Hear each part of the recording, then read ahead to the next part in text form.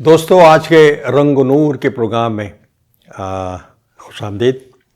آج میں جو کلام پیش کرنے والا ہوں وہ احمد جاوید کا کلام ہے، ایک بڑے اسکالر اور بڑے اسکالر کی ایک بڑی غزل۔ ملاحظہ فرمائیں۔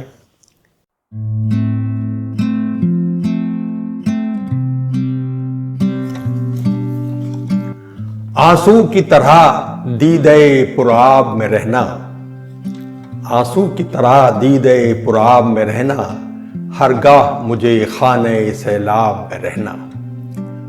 وہ ابرو خمدار نظر آئے تو سمجھے، آنکھوں کی طرح سائے محراب میں رہنا۔ غفلت ہی میں کٹتے ہیں شب و روز ہمارے، ہر آن کسی دھیان کسی خواب میں رہنا۔ دن بھر کسی سائے دیوار کو تگو تاز، شب جستجوئے چادر مہتاب میں رہنا۔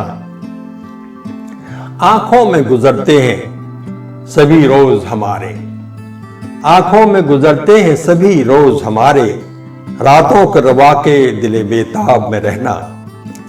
مٹی تو ہر ایک حال میں مٹی ہی رہے گی، مٹی تو ہر ایک حال میں مٹی ہی رہے گی، کیا ٹاٹ میں کیا طاق و مسنجاب میں رہنا۔ گھر اور بیاباں میں کوئی فرق نہیں ہے، گھر اور بیاباں میں کوئی فرق نہیں ہے، لازم ہے مگر عشق کے آداب میں رہنا، لازم ہے مگر عشق کے آداب میں رہنا۔ ایک پل کو بھی آنکھیں نہ لگیں خانہ دل میں، ایک پل کو بھی آنکھیں نہ لگیں خانہ دل میں، ہر لمحہ نگہبانی اسباب میں رہنا، ہر لمحہ نگہبانی اسباب میں رہنا۔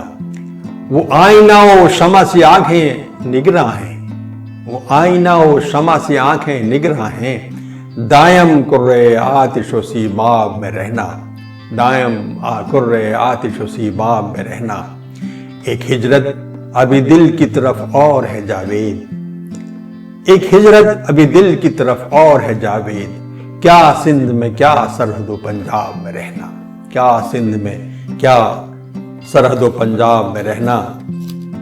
آنسو کی طرح دیدے پرآب میں رہنا، ہرگاہ مجھے خانہ سیلاب میں رہنا۔ شکریہ۔